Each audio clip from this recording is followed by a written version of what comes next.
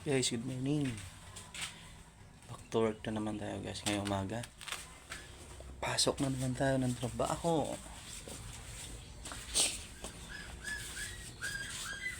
Guys, dito ako sa labas guys. Pasok ako ngayon guys. Good morning guys. Kailan maaga?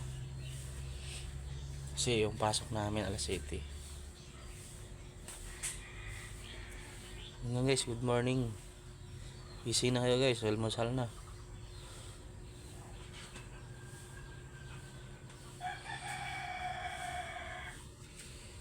Guys, dito sa likod namin guys. Mahirap lang guys.